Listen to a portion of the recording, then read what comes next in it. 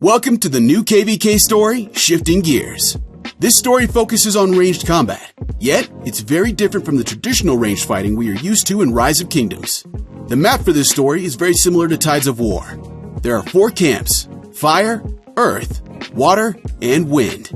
Each zone will be openable at certain stages, just like any other KVK map, and fierce fighting between kingdoms can commence for control over these zones, passes, altars, and much more.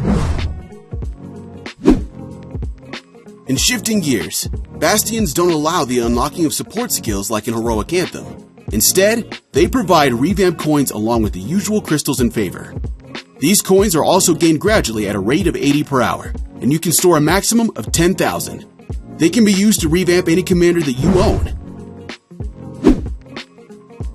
Revamping a commander costs 600 coins and transforms them into either skirmisher troops or artillery troops. They can then lead a new type of unit called Shifters.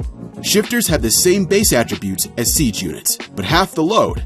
They do not counter other unit types, and they cannot be countered, unlike siege units. If a revamped commander is the primary commander of a troop on the map, certain bonuses from equipment, talents, formations, armaments, technologies, the museum, and city themes will instead be converted into shifter attributes, depending on the commander's original talents. For example, Attila's cavalry attributes are changed to shifter attributes along with any other cavalry-related stats he's equipped with. When a commander is revamped, you can then pick a new active and expertise skill of your choice from a selection provided. Secondary commanders, unless they have the engineering talent, will also need to be revamped in order to use their active skill and other non-range related passive skills. Melee damage bonuses will then be converted into ranged damage bonuses. Now let's take a look at the different ranged troop options, Skirmisher and Artillery. Skirmisher troops can launch ranged attacks without having to switch into ranged mode, but in turn, they take increased damage. They deal bonus damage when no other enemy troops are inside this small circular range, making them very effective for quick-moving field battles. The outer range is the same diameter as traditional ranged marches, like Margaret here. Artillery troops can launch high-damage ranged attacks, which have a much larger coverage than the usual ranged march. You will have to set up a ranged tower, which takes 20 seconds instead of the 8 seconds required for a traditional tower, and the firing angle area is also smaller. You can adjust the angle without taking down the tower easily, but it will take a longer time to change. Disassembling your tower will also take a lengthier time frame than usual. This type of troop is suited to defending fixed locations, such as flags, forts, altars, and alliance territory, as their mobility is hindered compared to their skirmisher counterparts.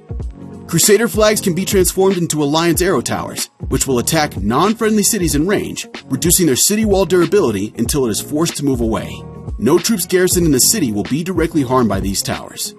Camps will ultimately battle their way through zones to their main goal, the Great Ziggurat, located in the center of the map.